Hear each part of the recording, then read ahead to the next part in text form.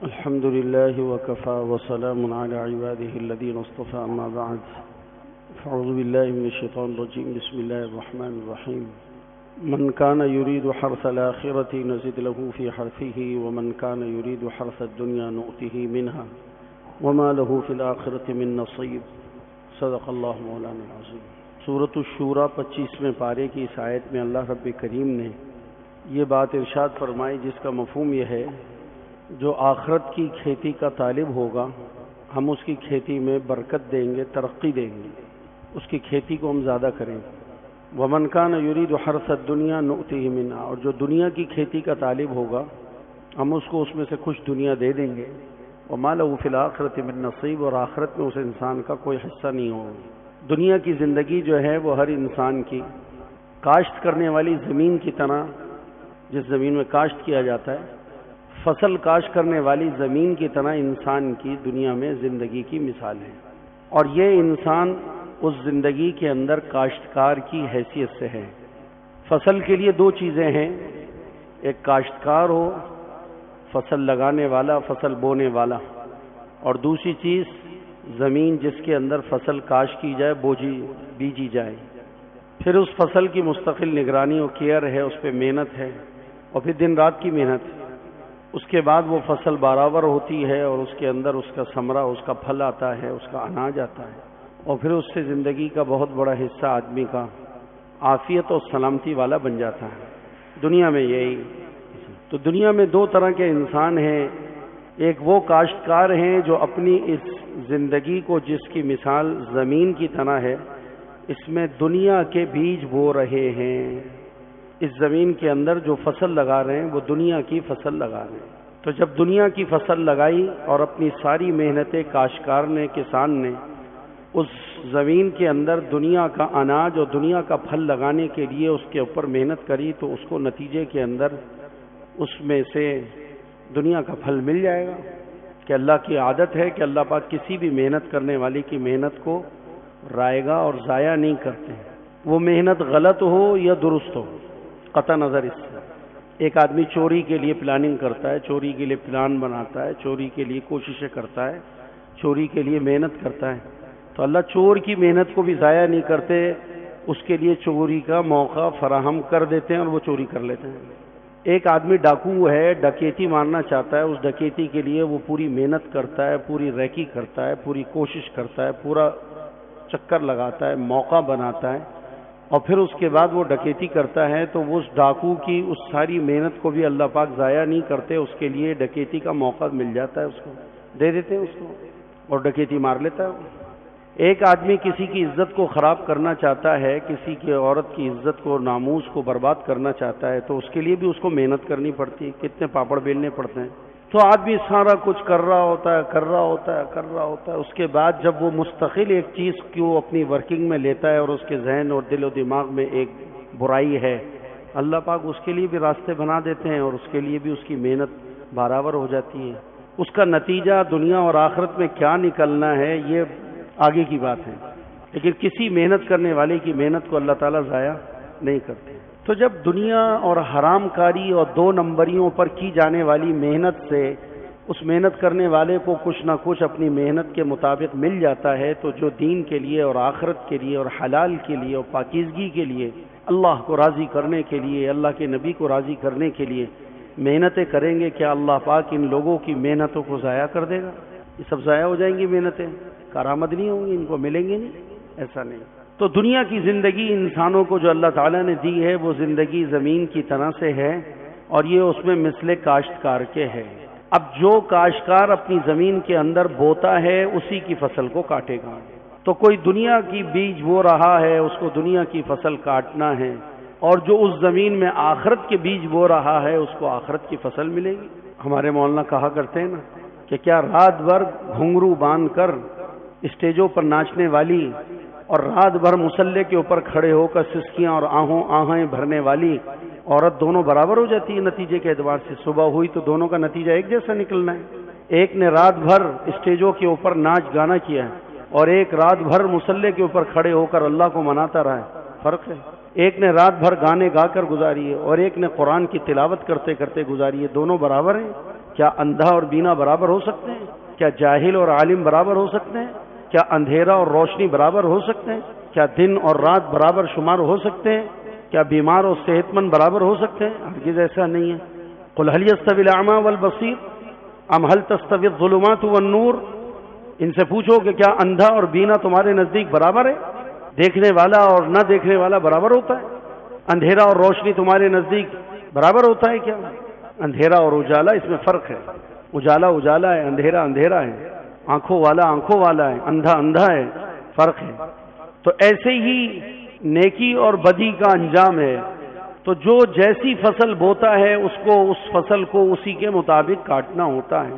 تو اللہ رب کریم کہتے ہیں کہ جو اپنی اس زمین کے اندر، جو دنیا کی زندگی مثل زمین کے ہے اور انسان اس میں مثل کاشتکار کے ہیں، اگر یہ اس کے اندر، اس زندگی کے اندر دنیا کی فصل لگائے گا تو یہ کوئی ضروری نہیں ہے کہ اس نے جتنا اناج لینے کے لیے محنت کی ہے اور فصل لگائی ہے اور کاشتکاری کی ہے ہم اتنا ہی اناج اس کو دے دیں، کچھ دے دیں گے۔ جتنا اس نے سوچا ہے اس سوچ کے مطابق نہیں ملے گا۔ جیسا کہ آپ نے بارہا مرتبہ اس کو دیکھا ہوگا کہ دنیا کے اندر لوگ فصل لگاتے ہیں اپنی زمین کے اندر ایکڑوں کو حساب میں رکھ کر، اور اس ایکڑوں میں اتنے من اناج گندم پیدا ہوگی، نکلے گی اگر میری فصل لگ جاتی ہے، اور اتنے اس باغ کے اندر سے اتنے من آم، اتنے ٹن آم پیدا ہوں گے۔ تو وہ اپنے ایک اندازے کے مطابق اس کے اندر کاشتکاری کر چکا ہوتا ہے، لیکن اللہ کی طرف سے کوئی ایسی آفت آن پڑتی ہے کہ اس کا اناج آدھا بھی نہیں رہ جاتا، اس کا پھل آدھا بھی نہیں رہ جاتا۔ ایسے طوفان آ جاتے ہیں، ایسی ہوائیں آ جاتی ہیں، ایسی بارشیں آ جاتی ہیں کہ پھل آنے سے پہلے پھول جھڑ جاتا ہے۔ کھڑی فصلیں 70% اس کے اندر متاثر ہو کر خراب ہو جاتی ہیں۔ تو جتنا اس نے سوچا ہے اتنا اس کو ملے گا، یہ کوئی شرط نہیں ہے۔ تو اللہ رب کریم نے کہا من کان یرید حرث الآخرۃ نزد له فی حرثہ، جو دنیا کے اندر آخرت کی کھیتی کا طالب ہوگا ہم اس کی کھیتی میں ترقی دیں گے۔ ومن کان یرید حرث الدنیا نؤتیہ منہا، اور جو دنیا کی کھیتی کا طالب ہوگا ہم اس کو کچھ دنیا دے دیں گے۔ وما له فی الآخرۃ من نصیب، اور اس کا آخرت میں کوئی حصہ نہیں ہوگا۔ اس نے اپنی دنیا کی زندگی کو، اپنی اس زمین کو اس نے بنجر کر دیا، خراب کر دیا، اس میں اس نے دنیا کے بیج لگائے، اور اس زندگی کو اس نے دنیا کے لیے استعمال کر لیا، آخرت کے لیے اس کو استعمال نہیں کیا۔ حالانکہ زندگی اللہ نے آخرت کے لیے استعمال کرنے کے لیے دی تھی، اور دنیا کی زندگی کے اندر جو ضرورتیں ہیں وہ ضرورتوں کے درجے میں رکھ کے پورا کرنے کی اجازت دی تھی۔ روٹی کمانا ایک ضرورت ہے، پیاس ایک ضرورت ہے، سردی کا لباس ایک ضرورت ہے، گرمی کا لباس ایک ضرورت ہے، بیماری میں دوا یہ ایک ضرورت ہے۔ لیکن آدمی اگر ضرورت میں مستقل لگا رہے اور مستقل ضرورت کے اندر ہی اپنا سارا وقت صرف کر دے تو وہ آدمی نادان ہے اور ناسمجھ ہے، اس لیے کہ یہ ایک ضرورت ہے۔ ضرورت کے اندر ضرورت کے درجے میں لگنا ہے، اس سے زیادہ لگنا حماقت بھی ہے اور بے وقوفی کی انتہا ہے۔ جیسا کہ اس کی ایک مثال میں آپ کو حسی دیتا ہوں، پیشاب لگ گیا تو اب پیشاب کو پاس کرنا، یورین پاس کرنا ایک ضرورت ہے، تو اب وہ آدمی اس کے لیے واش روم جائے گا۔ ایک آدمی کو بڑے پیشاب کی تقاضا ہے تو وہ واش روم جائے گا، تو اب بڑا پیشاب اس کو پاس کرنا، اسٹول پاس کرنا اس کی ایک ضرورت ہے، ایک مجبوری ہے اس کی، یہ اس کو اپنے جسم سے خارج کرنا ہے، تو اب اس کی ایک ضرورت ہے، تو اب اس ضرورت کے لیے واش روم جائے گا۔ اب وہ واش روم میں گیا اور جا کر کنڈی لگا کر گھنٹوں کے حساب سے اندر ہی بیٹھ گیا اور بیٹھا رہے، نکلتا ہی نہیں ہے، نکلتا ہی نہیں، نکلتا نہیں۔ لوگ اس کو عقل مند کہیں گے، بے وقوف کہیں گے کہ ضرورت کی جگہ کے اندر صرف اتنی دیر جایا جاتا ہے اور اتنی دیر وہاں پر استعمال ہوا جاتا ہے جتنی دیر میں ضرورت پوری ہو۔ جب تو نے پیشاب کر لیا اب وہاں پر بیٹھنا نادانی ہے، جہالت ہے، بے وقوفی ہے، پاگل پن ہے۔ یہ کوئی بیٹھنے کی جگہ ہے؟ باہر آ واش روم سے، تم نے بڑا تقاضے سے فارغ ہو گئے ہو، طہارت لے لی ہے تم نے، اب باہر آ جاؤ۔ وہ باہر آنے کو تیار ہی نہیں، وہ بیت الخلاء میں بیٹھا ہے۔ تو بیت الخلاء میں بیٹھنا کوئی عقل مندی نہیں ہے، وہ تو ضرورت کے پورا کرنے کی ایک جگہ تھی۔ جب وہاں سے ضرورت پوری ہو گئی تو وہاں سے باہر آ جائے، وہاں سے ضرورت پوری کر کے وہ باہر آ جائے۔ ایسے ہی دنیا کمانے میں لگنا، دکانوں میں لگنا، کارخانوں میں لگنا، فیکٹریوں میں لگنا، مزدوریوں میں لگنا، محنتوں میں لگنا کہ ہماری ضرورت ہے اور ہمیں پیسے کی ضرورت ہے، تو بس اس میں اتنی مقدار کے اندر لگنا ہوگا جتنے کی اللہ تعالیٰ نے ہمیں اجازت دی اور جتنا ضرورت کا درجہ ہے۔ اب ہمارا لگنا وہاں اس لیے بڑھ گیا ہے کہ ہم نے دنیا کے اندر ضرورت کے درجے میں کمانے کے بجائے خواہشات کی تکمیل کے لیے ہم نے اس کو پورا کرنے کے لیے لگے ہیں. تو خواہشات ایک ایسی وہ بلا ہے کہ دنیا کے اندر بادشاہ اور فقیر دونوں کے اندر خواہشات ایک ہی جیسی پائی جاتی ہیں. فرق صرف اتنا ہے کہ وہ بادشاہ ہے تو پورا کرتا چلا جا رہا ہے، یہ فقیر ہے یہ پورا نہیں کر پا رہا. لیکن اگر کسی فقیر سے پوچھو تجھے پاکستان کا بادشاہ بنا دیں تو وہ بھی بادشاہ بننے کو تیار ہے. کسی چھوٹے سے چھوٹے کونسلر سے پوچھو کہ تیرے کو وزیر اعظم بناتے ہیں، وہ بننے کو تیار ہے. صوبائی وزیر سے پوچھو ہم تمہارے کو وزیر اعظم بناتے ہو، بننے کو گورنر بناتے ہو تیار ہے. تمہیں وزیر اعلیٰ بنا دیں تیار ہے اس کے لیے. تو خواہشات کے اعتبار سے نیچے والا اور اوپر والا برابر ہیں. تو ہم نے چونکہ دنیا میں لگنا خواہشات کی تکمیل کے لیے ہو گیا، اس وجہ سے آج ہمارے اندر بھائی دوستو بزرگوں آخرت کے لیے وقت نکالنا ہمیں ملتا نہیں ہے. ہمارے پاس نمازوں کے لیے وقت نہیں، تلاوت کے لیے وقت نہیں، ذکر دعا کے لیے وقت نہیں، اعمال کے لیے ہمارے پاس وقت نہیں. مسجدوں میں بیٹھنا ہمارا مزاج نہیں، مسجدوں کے اندر بیٹھنا اور اعمال میں مشغول ہونا ہمارا مزاج نہیں. اور اس کے اوپر ہماری طبیعتوں پہ بوجھ ہے، طبیعتوں پہ بھاری پن ہے، اور ہمارا نفس ہمیں مسجدوں میں آنے نہیں دیتا، اعمال میں مشغول ہونے نہیں دیتا. قرآن کی تلاوت میں جلدی سے گھبرا جاتے ہیں، اور اگر T20 کا میچ ہو تو پہلی بال سے لے کے آخری بال تک دیکھتا رہے گا، دل ہی نہیں بھرے گا اس کا. چائے بھی وہیں منگا لے گا. ارے بھائی چائے پینے کے لیے تو اس ٹی وی والے کمرے کو چھوڑ کے وہاں چلا جا جہاں پر چائے پینے کی جگہ ہے، وہ چائے بھی وہیں منگا لے گا. اور اگر چائے پینے کی جگہ کے اوپر چائے پینے کے لیے جائے گا تو اس پٹھان کو بھی یہ آرڈر کرے گا کہ تم نے ٹی وی کیوں نہیں لگایا ہوا یار، ہم چائے پینے کے لیے آئے، ہمارے تو جتنے یہ کھانے پینے کے ہوٹل ہیں بڑے بڑے ٹی وی لگا رکھے ہیں. گیا تھا ضرورت پوری کرنے بال کٹانے، اب بال کٹانے میں چونکہ وقت خرچ ہونا ہے تو اس لیے وہاں پر بھی ہیئر ڈریسروں کو بھی پاگل بنا، اور وہ بھی پاگل بن گئے. وہ سارے حجام جو ہیں انہوں نے اپنی اپنی دکانوں میں بڑی بڑی ٹی وی لگانے، مونچھیں بھی کٹواتے رہو، داڑھی بھی منڈواتے رہو، اور اپنا سر بھی برباد کرتے رہو، اور سنتوں کو ذبح کرتے رہو، اور ٹی وی بھی دیکھتے رہو ساتھ ساتھ.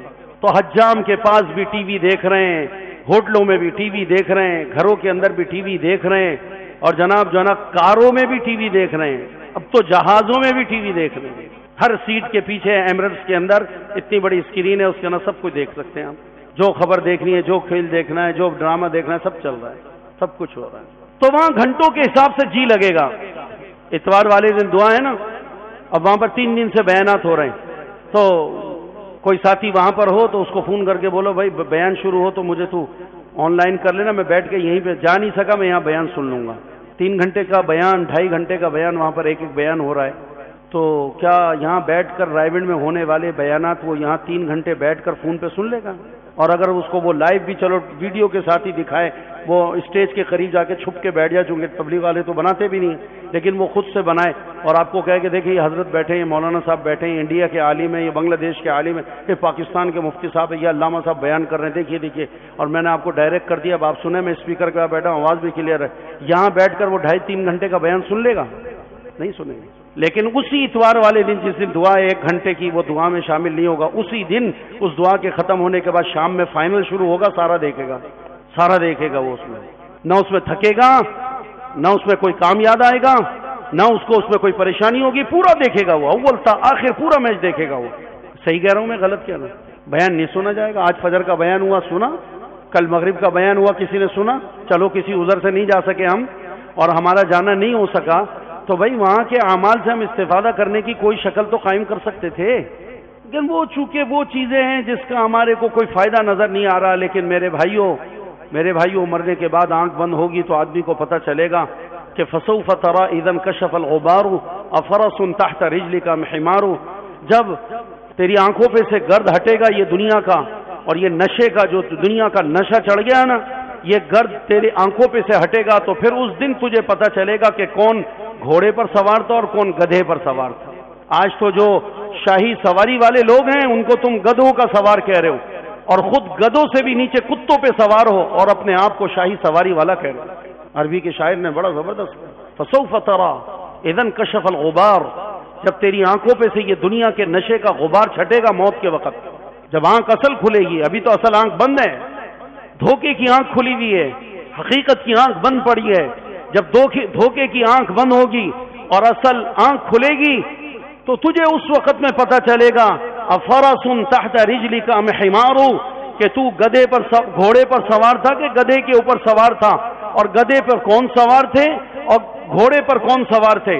جو شاہی سواریوں پر دوڑ رہے ہیں، جو شاہی سواریاں ہیں لے کر زندگیاں گزار رہے ہیں، یعنی آخرت والے لوگ جو بہت آگے نکل گئے، بہت آگے نکل گئے، ان سب کو تو بدھو اور بے وقوف اور نادان اور بیکورڈ اور جناب جو ہے نا دنیا کی چالاکی اور ہوشیاریوں سے اور اس کی ترقیوں سے نا آشنا اور ان کو بے وقوف گردانتا ہے، اور اپنے آپ کو ان دنیا کے اس رونقوں کے اندر گم ہو جانے کو اور اس چکاچوند دنیا کے اور اس کی جناب اس کے گلیمر سے اپنے آپ کو دل و دماغ کو متاثر کر کر اور اس کے اندر آگے سے آگے بڑھنے کو تو عزت سمجھتا ہے، تجھے خبر ہی نہیں ہے کہ تو گدھے پر سوار ہے یا وہ گدھے پر سوار ہے۔ جو شاہی سواری والے ہیں ان کو تو گدھے کا سوار بتاتا ہے، اور تو گدھے کا بھی سوار نہیں، تو کسی خنزیر اور کتے کا سوار ہے، اس کے اوپر تو اپنے آپ کو شاہی سواری والا کہہ رہا ہے۔ یہ سب کچھ کھلنے والا ہے صرف موت کے وقت میں، یہ دھوکے کی آنکھ کے بند ہونے کا انتظار اور اصل حقیقت والی آنکھ کے کھلنے کا انتظار۔ اس لیے حضرت علی کا قول بڑا زبردست، مولانا بہت اپنے بیانات میں اس کو نقل کرتے ہیں۔ حضرت علی کرم اللہ جو فرمایا کرتے تھے الناس نیام اذا ماتوا انتبہوا، دنیا میں لوگ آنے کے بعد اس دنیا کی زندگی میں لوگ سو رہے ہیں اور سونے والے کو کچھ نہیں پتا ہوتا میرا کتنا بڑا نقصان ہو رہا ہے، وہ تو سو گیا بیچارہ، اس سونے کی وجہ سے اس کو اپنے نقصان کی خبر نہیں ہوتی، کچھ نظر نہیں آ رہا ہوتا کیا ہو رہا ہے کیا ہو رہا ہے کیا ہو رہا ہے، دنیا میں کیا ہو رہا ہے، میرے گھر کے ساتھ کیا ہو رہا ہے، میرے گھر کے اندر چور داخل ہو گئے، کچھ نہیں پتا، نشے کا ٹیکا لگا کر پڑا سو رہا ہے۔ شیطان نے سب کو نیند کے انجیکشن اور نیند کی ٹیبلٹ کھلا دی ہیں اور سب کو سلا دیا ہے۔ تو حضرت علی کہا کرتے تھے الناس نیام، یہ لوگ سارے کے سارے دنیا میں زندگی لینے کے بعد سو رہے ہیں، اذا ماتوا انتبہوا، جس وقت میں موت آئے گی اس وقت میں ان کی آنکھ کھلے گی، اس وقت میں آنکھ کھلے گی۔ جو چیزیں اس کو دنیا میں خود ہی دیکھ لینا چاہیے تھی لیکن اس نے دنیا میں سو کر گزارا ہے وقت، اب وہ سو کے گزر گیا ہے۔ اس سے حدیث پاک کے اندر آتا ہے جس کا مفہوم مبارک ہے، ابن ماجہ کتاب الصلاۃ مشکات المصابیح کے اندر یہ روایت موجود ہے کہ اللہ کے پیارے پیغمبر علیہ الصلاۃ والسلام نے ارشاد فرمایا، جس کا مفہوم ہے حضرت جابر غالباً راوی ہیں، وہ فرماتے ہیں کہ رسول اللہ صلی اللہ علیہ وسلم فرمایا جب میت کو قبر میں رکھا جاتا ہے، میت کو قبر میں رکھا جاتا ہے، میت کو قبر میں رکھا جاتا ہے، جب میت کو قبر میں رکھا جاتا ہے، اذا ادخل المیت القبر، اذا ادخل المیت القبر، جب میت کو قبر میں رکھا جاتا ہے تو مثلت له الشمس عند غروبها، تو اس وقت کے اندر میت کو قبر کے اندر وہ وقت دکھایا جاتا ہے، قبر کے اندر وہ وقت اس کے سامنے بنا دیا جاتا ہے اندھیرے کے اندر، جب لوگ مٹی وٹی ڈال کے اس کو چھوڑ کے جانے کی تیاری کر رہے ہوتے ہیں، تو اس وقت کے اندر ابھی 40 قدم بھی نہیں گئے ہوتے، منکر نکیر آ جاتے ہیں، اس کو قبر میں بٹھا لیتے ہیں سوالات کے لیے۔ تو اذا ادخل المیت القبر، جب میت کو قبر میں رکھ دیا جاتا ہے تو مثلت له الشمس عند غروبها، تو اس وقت کے اندر اس کو قبر کے اندر وہ وقت دکھایا جاتا ہے، وہ وقت اس کے لیے بنا دیا جاتا ہے جو وقت سورج کے غروب ہونے کا ہے، سورج کے غروب ہونے کا، مثلت له الشمس عند غروبها، سورج کے غروب کے وقت کو دکھایا جاتا ہے۔ تو وہ فرشتے آ کر جب اس کو بٹھاتے ہیں فیجلسوا، اور وہ سوالات کرنے کے لیے آئے ہوتے ہیں منکر نکیر، تو اس وقت میں جب وہ سوالات کرنے کے لیے اس کو مخاطب کرتے ہیں تو جیسے ہی وہ ان کے اٹھانے سے اٹھتا ہے قبر میں بیٹھتا ہے تو اس کی نگاہ پڑتی ہے بیت اللہ کی طرف، سورج غروب ہو رہا ہے اور یہ اس سے مخاطب ہو رہے ہوتے ہیں، تو اس کو قبر کے اندر یہ خیال ہی نہیں رہتا کہ یہ منکر نکیر ہے اور میں قبر کے اندر ہوں۔ وہ بیچارہ اس وقت کے اندر یہ تصور کرتا ہے کہ گویا کہ میں اپنے گھر کے بیڈ روم میں سو رہا ہوں، دوپہر کا کھانا کھا کے لمبا قیلولہ ہو گیا، ان گھر والوں کی میرے مت ماری گئی ہے، اللہ ان کو ہدایت دے دے کہ انہوں نے مجھے عصر کی نماز کے لیے جگایا نہیں، اور اب میری آنکھ کھلی ہے تو سورج غروب ہونے جا رہا ہے، تو دیکھو میری طرف دیکھو۔ تو اس کے بعد وہ خبر کے اندر حدیث میں آتا ہے فیجلس، اس کو بٹھایا جاتا ہے، وہ بیٹھتا ہے، تو اس کے بعد فیمسح عینیہ، وہ بالکل گہری نیند والا جیسے اچانک اٹھتا ہے تو اپنی آنکھوں کو ملتا ہے، تو وہ ایسے اپنی آنکھوں کو ملتا ہے قبر کے اندر، اور ملتے ہوئے ان فرشتوں کو جو منکر نکیر ہیں ان کو گھر کے افراد تصور کرتا ہوا کہتا ہے، جب وہ باتیں کرتے ہیں اس سے مخاطب ہوتے ہیں تو ان سے کہتا ہے دعونی دعونی اصلی، کیا مجھ سے تم لوگ باتیں کر رہے ہو، دیکھ نہیں رہے سورج غروب ہو رہا ہے، میری عصر کی نماز جاتی ہے، میری عصر کی نماز نکلنے والی ہے، میرے کو نماز پڑھنے دو۔ تو وہ قبر کے اندر منکر نکیر کے اوپر چڑھائی کر دیتا ہے، قبر میں منکر نکیر کے اوپر وہ قبر میں ان کو ڈانٹ دیتا ہے، ان کو کہتا ہے مجھے چھوڑو، تم کس باتوں میں مجھے لگا رہے ہو، دیکھتے نہیں وہ سورج غروب ہو رہا ہے، مجھے نماز ادا کرنی ہے، عصر کی نماز میری جا رہی ہے. تو وہ بیچارہ اس وقت کے اندر قبر میں رکھنے کے بعد یہ تصور میں کر دیا جاتا ہے کہ ابھی مرا نہیں ہے، ابھی کہاں سو رہا تھا؟ اپنے گھر کے بیڈ روم میں سو رہا تھا. اس کو مرنا یاد ہی نہیں ہے، اس کو کفن پہنانا یاد ہی نہیں ہے، اس کا جنازہ پڑھنا یاد ہی نہیں ہے، اس کو ڈولی میں لٹانا یاد ہی نہیں ہے، اس کو ڈولی میں لے کے اٹھا کے قبر تک جانا یاد ہی نہیں ہے، اس کے اوپر لوگوں نے مٹی ڈال دی، اندھیرے کمرے میں آ گیا ہے، اس کو یاد ہی نہیں ہے، کچھ بھی نہیں اس کو سمجھ میں آ رہا. بس وہ سورج کے غروب ہونے کو دیکھ کر یہ تصور کرتا ہے کہ میں اپنے گھر میں ہوں اور میری نماز عصر کی قضا ہونے والی ہے، سورج غروب ہونے کا جلدی سے میں وضو کر کے کم از کم اپنی نماز کو وقت میں پڑھ لوں. اب ایمانداری سے بتاؤ میرے دوستو، یہ اصل آنکھ ہے نا جو کھلی ہے، سو رہا تھا اب آنکھ کھلی ہے. اب میں آپ سے یہ پوچھتا ہوں، مجھے ایمانداری سے بتاؤ کہ یہ قبر میں فرشتوں کو ڈانٹنا اور قبر کے اندر منکر نکیر کو یہ کہنا کہ جو پوچھنا باتیں چیت کرنی ہے یہ بعد میں ہوتی رہیں گی، پہلے مجھے نماز پڑھنے دو. تو قبر میں میت جس کو رکھا جائے گا اور وہ میت قبر میں فرشتوں کو سوال جواب سے روک کر نماز کے بارے کے اندر ان کو متوجہ کرے گی، یہ میت کون سی ہو سکتی ہے جو دنیا میں نماز پڑھتے ہیں یا بے نمازی ہیں؟ مجھے بتاؤ ایمانداری سے. یہ دنیا میں ممکن ہے کہ جس نے دنیا میں نمازیں نہیں پڑھی وہ قبر میں فرشتوں کو ڈانٹے گا کہ مجھے نماز پڑھنی؟ یہ وہ ڈانٹے گا؟ اس سوال کا جواب آپ مجھے دیں گے اور اپنے ضمیر اپنے گریبان میں جھانک کے مجھے جواب دیں گے. یہ قبر میں جانے کے بعد منکر نکیر کو ڈانٹنا کوئی آسان کام ہے؟ اور قبر کے اندر جانے کے بعد بھی یہ یاد نہیں آ رہا میں مر گیا ہوں، حالانکہ موت اور اس کے بعد کے احوال اتنے خطرناک حدیث میں آتے، اتنے خطرناک آتے ہیں، وہ سارے کے سارے کہاں گئے؟ اس کو یاد ہی نہیں ہے. غمرات الموت، سکرات الموت اور فرشتے کا روح کھینچنا اور نکالنا، اللہ اکبر، اور سارا غیب کا اور برزخ کا کھل جانا اور دنیا اور مشاہدے کی زندگی کا آنکھوں کے آگے بند ہو جانا اور وہاں قبر میں اتر جانا. اور اس کے بعد وہ فرشتوں کو یہ کہہ رہا کہ مجھے نماز پڑھنی ہے، سورج غروب ہو رہا ہے، اللہ کے بندو کیا مجھے باتوں میں لگا رہے ہو؟ یہ بات مجھے بتاؤ ایمانداری سے، یہ کون کہہ سکے گا قبر میں؟ یہ کون بول سکتا ہے؟ آپ بتاؤ، بولو کون بولے گا؟ خالی نمازی نہیں، پورا جملہ بولو. یہ وہ بول سکے گا جو نمازی ہو اور پکا نمازی ہو. اور پکا نمازی کس کو کہتے ہیں؟ چھوٹے چھوٹے بہانوں پر نماز چھوڑنے والے کو پکا نمازی کہیں گے آپ. چھوٹے چھوٹے بہانوں پر تکبیریں اولا جاری ہے، اس کو پکا نمازی کہیں گے آپ. چھوٹے چھوٹے بہانوں کے اوپر رکعتیں جاری ہیں، اس کو پکا نمازی کہیں گے آپ. اس کو تو غیرت نہیں آ رہی کہ 30 سال سے آج نماز پڑھتے پڑھتے گزر گئے، آج تک اس کو تکبیر اولا جماعت سے نماز مستقل بنیادوں پر نصیب نہیں ہوئی. یہ تو اتنا بے غیرت ہے، اس کو نماز کی اہمیت کا اور دنیا کے تقاضوں کا فرق ہی نہیں پتہ چلا. یہ کیا دیندار ہے؟ اس کی دینداری کی حیثیت تو آپ دیکھو ذرا، متعین کرو. اس کو 100 روپے کی اور 200 روپے کی اور 400 اور 1000 روپے کی دکانداری اور نماز کا جماعت اور تکبیر اولا سے پڑھنا، اس کا فرق ہی نظر نہیں آ رہا ہے اس بندے کو. یہ 100 روپے کو اور 500 روپے کو 1000 روپے کو تکبیر اولا سے بڑھا رہا ہے، اسی تو وہاں بیٹھا ہوا ہے. بازاروں کے بازار کھلے ہوئے ہیں، مارکیٹوں کی مارکیٹیں کھلی ہوئی ہیں اور مسجد سے اللہ کا منادی اذان دے رہا ہے، آؤ نماز کے لیے، آؤ کامیابی کی طرف. تو جب کامیابی یہاں ہے تو اب یہ ماننا پڑے گا کہ کامیابی مارکیٹ میں بیٹھنے میں، دکان میں بیٹھنے میں نہیں ہے. تو جھوٹا ہے، تیرے بول جھوٹے ہیں، تیری شخصیت جھوٹی ہے. اللہ کا منادی سچا ہے اور اللہ کے بول سچے ہیں. اور جھوٹے پر خدا کی لعنت ہے، جھوٹے پر خدا کی لعنت ہے. تو لعنتی زندگیاں ہو گئی ہیں، ہماری پھٹکاری ہوئی زندگیاں ہو گئی ہیں اور ہماری زندگیوں میں بربادیاں اور تباہیاں آئی ہوئی ہیں اور ہم ایک مسئلے سے نکل کے دوسرے میں اور دوسرے سے نکل کے تیسرے میں الجھائے جا رہے ہیں، بار بار الجھائے جا رہے ہیں. لیکن بھائیو، ہماری عقل کی اندھی آنکھ کھل کے نہیں دے رہی، ہماری آنکھیں زندہ ہی نہیں ہو رہی، کھل نہیں رہی ہماری آنکھیں. ہم اسی ڈگر پہ چل رہے ہیں 30 سال سے، اسی ڈگر پہ چل رہے ہیں 20 سال سے، اسی ڈگر پہ چل رہے ہیں 50 سال سے.